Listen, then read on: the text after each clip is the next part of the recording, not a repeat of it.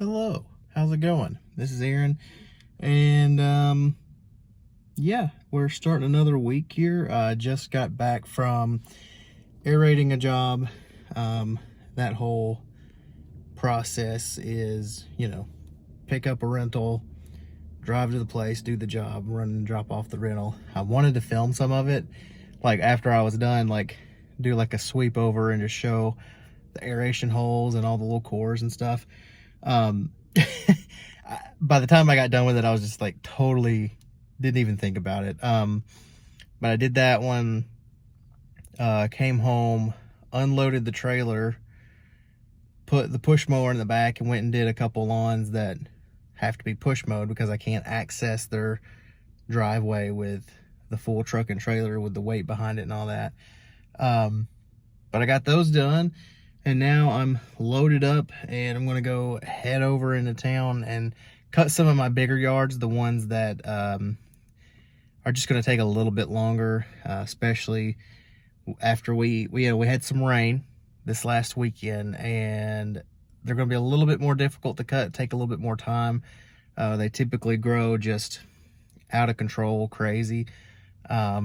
So with all that said, I'm going to go and try to mow some. I may or may not film a couple of those. But when I get back this afternoon, I wanted to talk and try to discuss mower choices because I need to get a new mower.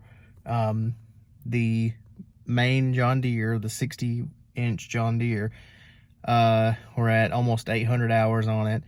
And the depreciation benefits for your taxes and whatever, don't ask me about taxes, ask your accountant, but that runs out this year, I think. So it's time. I do like to have a fresh mower if I can. A spare would be great.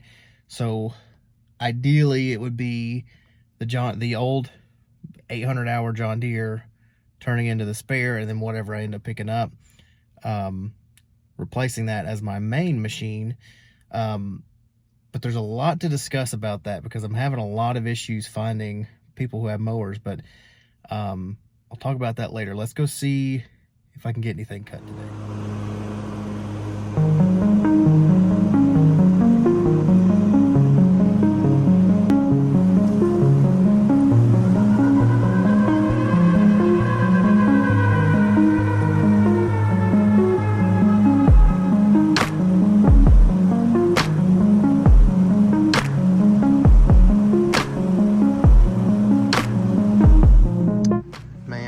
If anyone else has this issue, you can kind of see the little tire marks right here. This whole area that I've skipped over mowing was a very, very small spot that used to stay wet, and the last few years we've gotten so much rain in the winters that it's gotten worse and worse to the point where I'm having to skip all of this patch right here, and it's hard to tell with the camera again, but you can see right here I'm starting to break loose, and on the hill I'm starting to break loose, and then over here you got more tire marks where it's starting to lose its traction. And we can kind of zoom in and maybe see some tire tracks out there, but it used to not be that bad, and it's getting worse, and other yards are getting worse too, and I just don't know what to do about it. One yard we did put in some drainage last year, and that actually helped quite a bit now. It actually dries out in like 3 or 4 days as opposed to not drying out until July, but not everybody can afford that, man. So we just have to like skip just big swaths of properties, and I don't know, it's weird. I don't know, I wonder, comment below if you're dealing with this around the Georgia, Tennessee, Florida area, because it's just been so rainy. All right, back to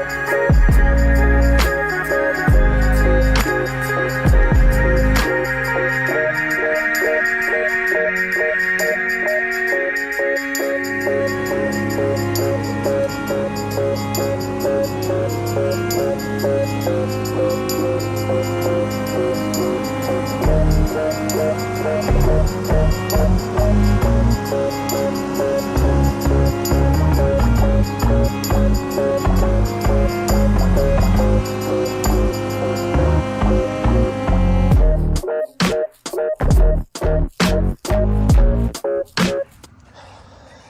so we're in the middle of trimming this one. I thought I would take a quick break and got a drink, and now just want to show you how far I can actually mow on this one, which is not very, because it's all swampland down there.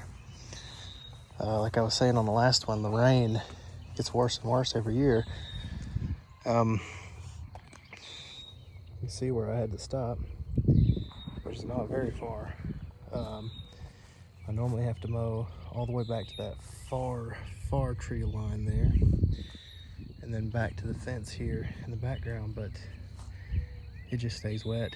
And we've tried all sorts of stuff to get it to dry out quicker, but everything they've tried, you know, tractors and all that stuff, and it just gets even more stuck. Makes a huge mess for me, but you know, it is what it is. Here's what it looks like, and you know, it cleans up really well when I can get it all cut, but for the most part, man, it's wet until like the end of May or middle June. It's bad, and this wet issue affects the last yard that I showed you, this yard, and the yard down the way there. I actually did a quote for that yard last 2 weeks ago. Haven't heard back from them, by the way. It was not a cheap quote, but again, it's a big yard like this one.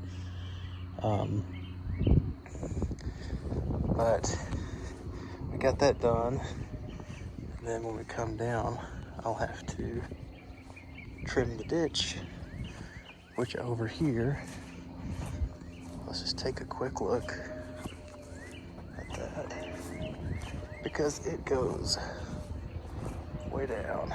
We got cars coming, and you can see how far that goes. And I've got to take a trimmer and go through all of that, jump over the driveway, and get the other half over there too. And so when this one is fully mowable, it takes me like 3 hours solo. And yeah, man, that's how the game goes.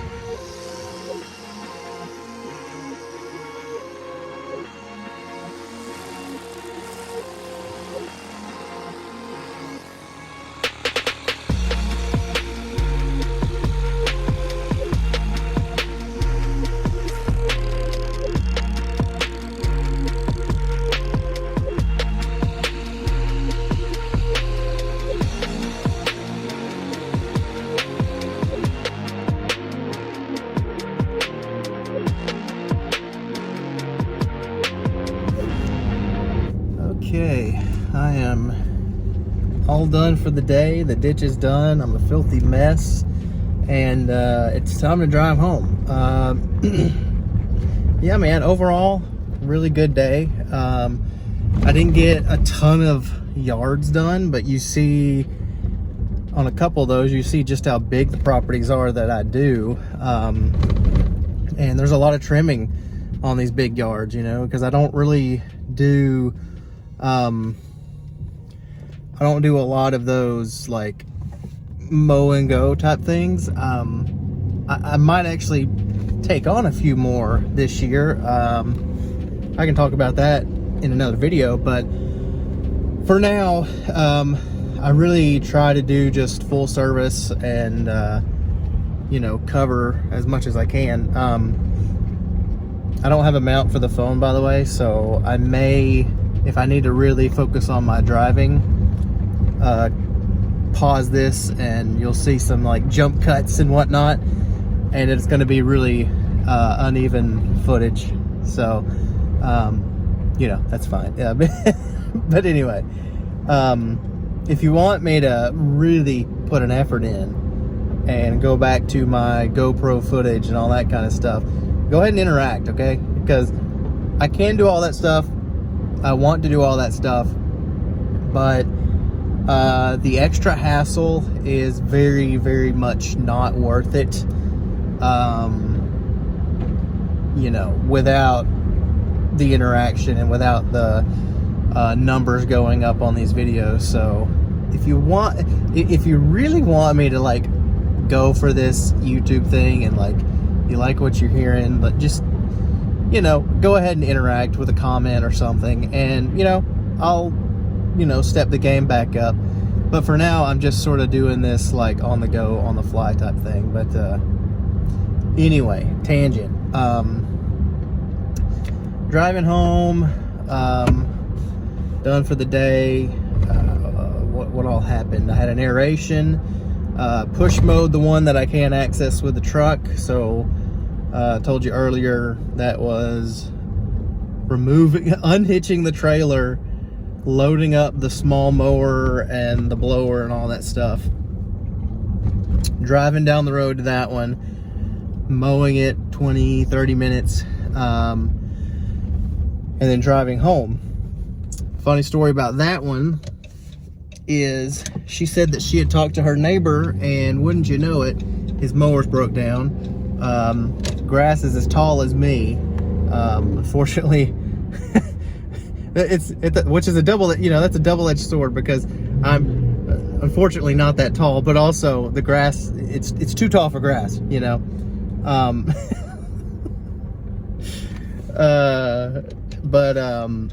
Grass is super tall. She said she gave him my number. I have not heard from him, and this is something that I'm having happen a lot this year, man. It's driving me up the wall. I'm just gonna have to start like beating people's door down to be like, hey, do you want this or not? Like, because she said that she gave him the number. I've not heard from him. And I've had one of my city properties where you've seen in a lot of the videos, it looks really nice. It's all clean and it gets like, you know, the works, if you will. And I've had them tell me over the years, like this year in particular, there's been at least 4 people where it's like, hey, so-and-so called from this place, and you know, we told them who did our landscaping for us. They said it looked really great, and they just wanted to know who did it. And I've not heard from any of them this year. Any of the people that they're sending supposedly to me. So I'm gonna start being like, just give me their number, and I will set up the interaction, right? And because I don't know what else to do. Like, this year I've probably had a dozen people or a dozen conversations along the lines of, hey, I gave your number to so-and-so. So if you hear from so-and-so, that was me. And I've not heard from any of the so-and-sos, right? Which is very unusual, because normally I would hear from someone, but this year I'm just not. One of my biggest accounts right now is one that I heard from at the end or middle of last year, and from this same place. So I don't know. It's a weird thing that I'm experiencing this year. Never had that before. There was something else. I had one lady call me, and if she hadn't called me instead of doing this video, I would be calling her right now, because she's been a regular since I started this thing. We did a really big landscape install. Well, okay, Aaron, it's big for me as a solo. You know, I'm not doing like massive hardscapes or moving land or anything, but we cut out a really big flower bed, and planted something like 20 or 25 plants. Can't remember which it was, but a lot of work and a lot of mulch, a lot of new mulched areas for her. And I was like, she better call me this year, because if I don't get to maintain that for at least the next couple years, I'm gonna be pissed. Because I've had that happen where I do all this work and it looks immaculate, and then they go get McCheapo to come out there and not maintain it still.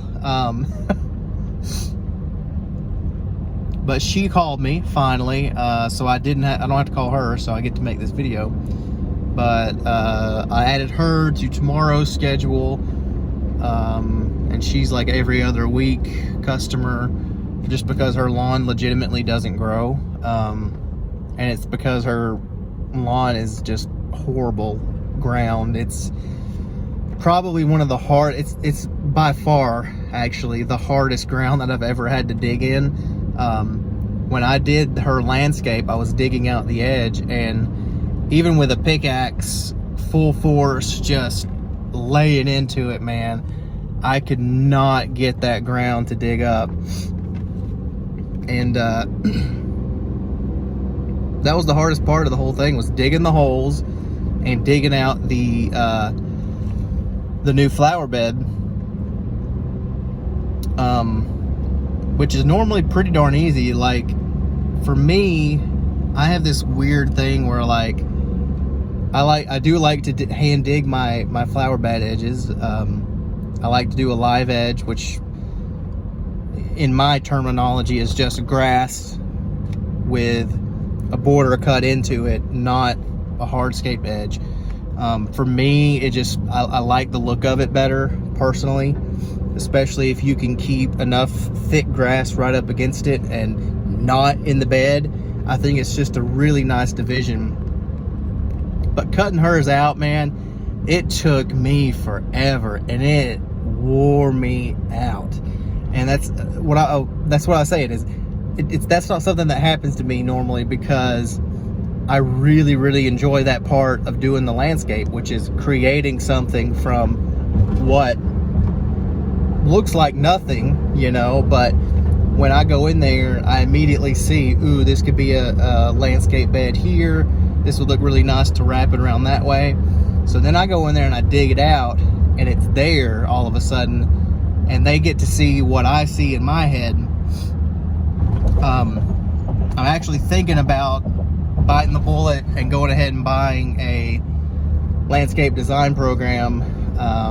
They're not super expensive, but I don't really know how much time I have to learn one of those, you know.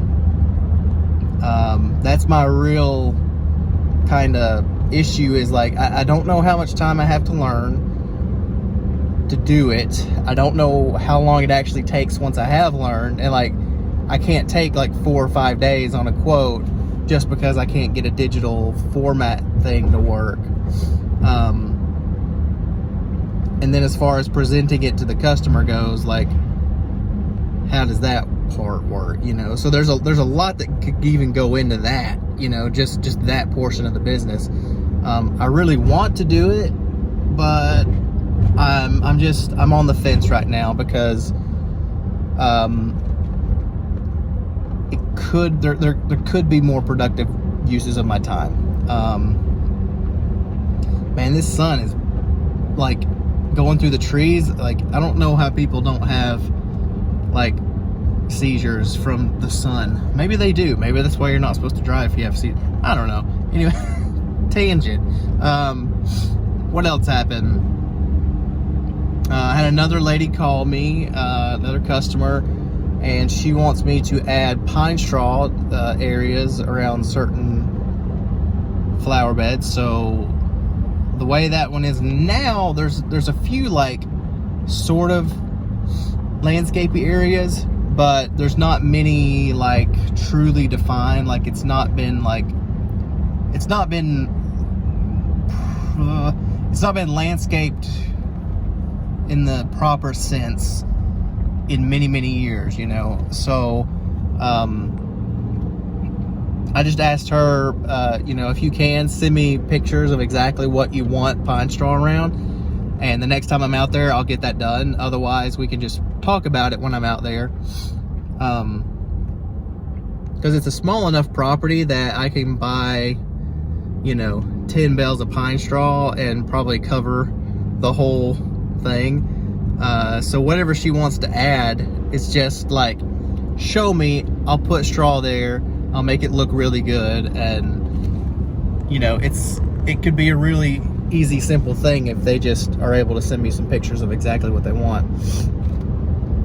But worst case scenario, I just have to go out there and have them point things out, and then come back the next week and then do the straw. You know how it goes. So yeah, I got that added, and I've got a lot of lawns to cut this week. It's a lot, but I'm thankful that there's no rain in the forecast, so I should be able to get everything done mowing wise by Thursday. And if that's the case, I want to take Friday to do a rock job, which it's something that has been there for a while to get done, and I just want to go ahead and knock that one out.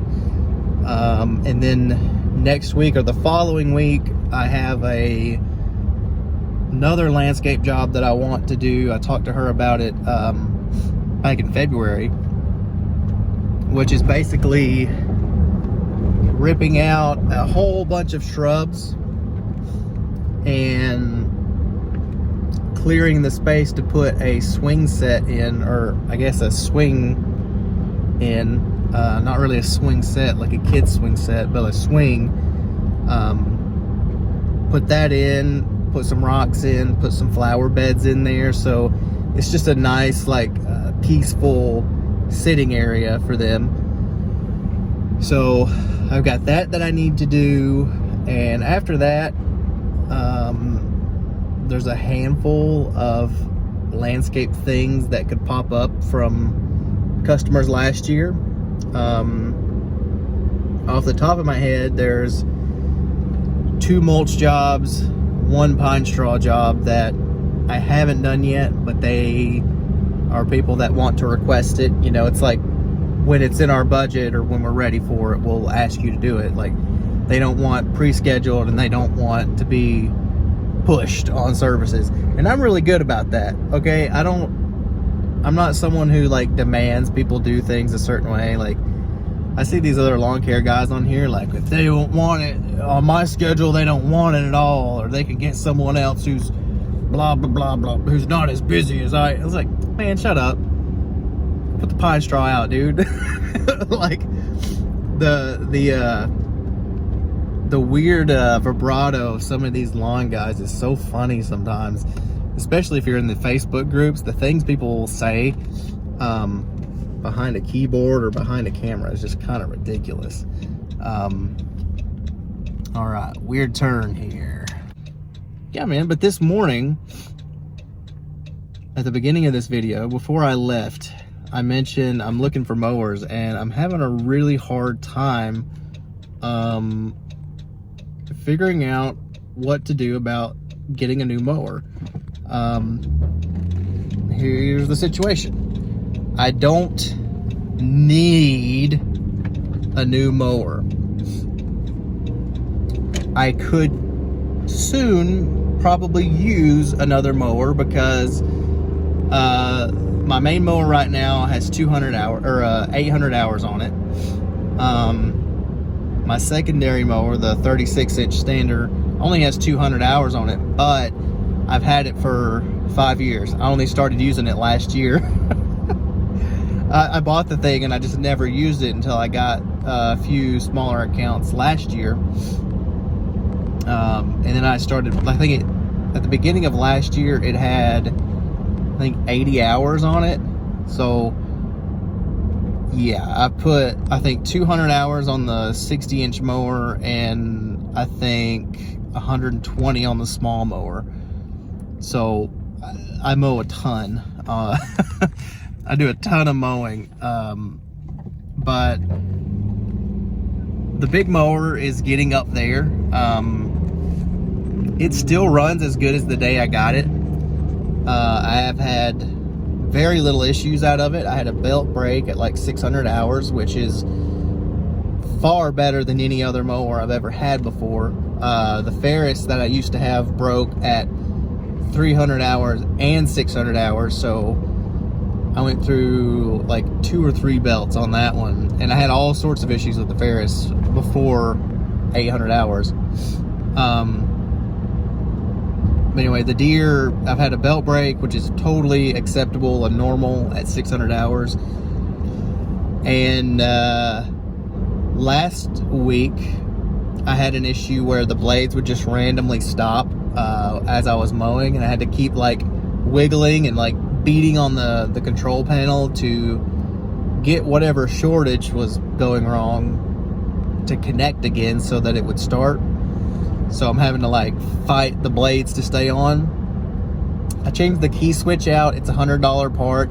Took me less than 5 minutes, legitimately less than 5 minutes.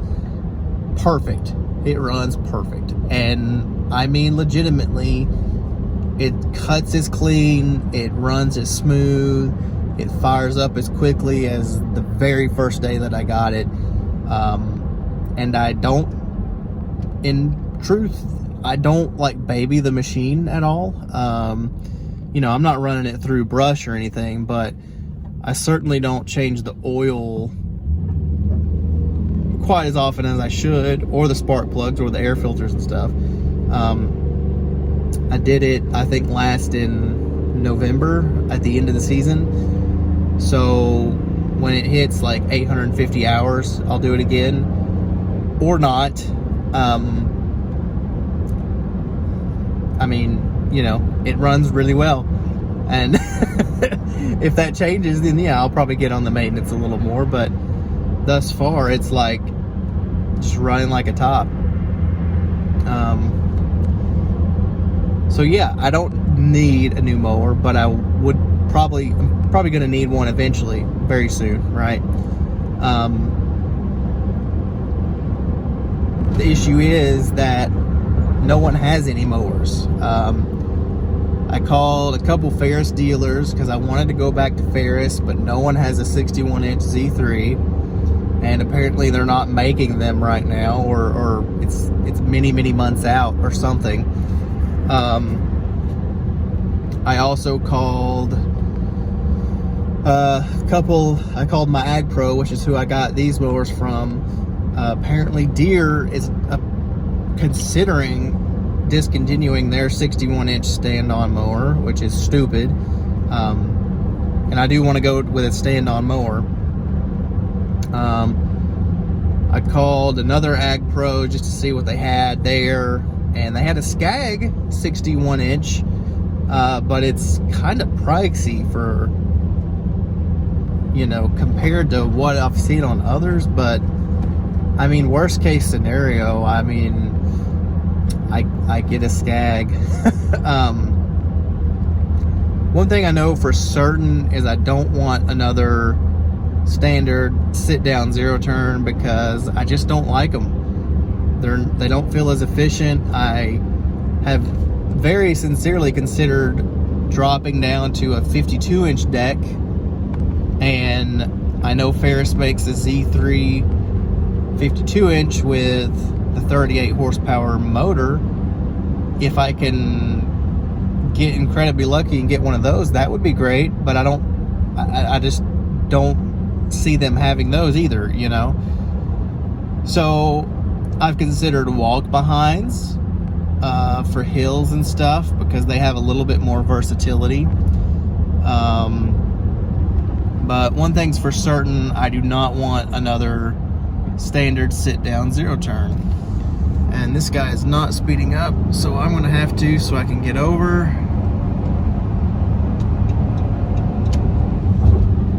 Because people do not like to drive at consistent speed. But anyway, that's my dilemma lately, man, is I can't figure out what to do about future mowers. I'm gonna be looking for trucks as well soon, because this one has 180 miles on it, 180,000 miles on it, and I've not had AC since like a year after I got it, and you know, it's slowly but surely breaking down, you know. And it still runs great. I've not had any issues out of it, any real issues out of it, but it's one of those things where you have to think about it at some point, because it's inevitable. You can't run equipment until it just stops and then start looking for equipment, because if I started looking when it broke down and there was no mowers available, that would put a lot of stress in my brain. Like right now, it sucks, but I don't have the stress that I would have if all of my mowers were broken down, right? And then there were no mowers available. That's a totally different ball game, right? That's a totally different level of stress, and it sucks. So I don't want to wait until then. I've had to do that in the past, but I'm trying to get ahead of it this time, right? And find something now so that, you know, I can go ahead and be ready to go and just use this old equipment and the truck for spares, and then have all new equipment for the next 3 or 4 years. That would be great. But yeah, man, nothing's available, and I don't know what to do about it. If anyone in the comments would like to make a suggestion of a brand that I've overlooked, so I've gone for Ferris, I've gone for Deere, Skag has been the only thing I can find, and I'm on the fence because of the price. And Gravely, I've looked at Gravely. Who else? I think that's it so far.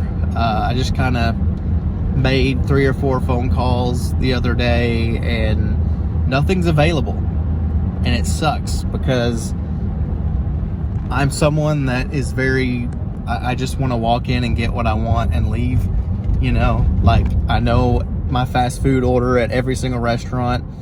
I go in, I say the number, I leave. Like, I hate the thing of like sitting around and like mulling through decisions. Like, I know what I want, 61-inch Z3. I can't find one, I can't get one, and it sucks. You know. So make a suggestion, let me know what you think. I will take them all into very serious consideration because I'll need it. And yeah, man, I think that's it for this one. Thanks for watching. Keep moving.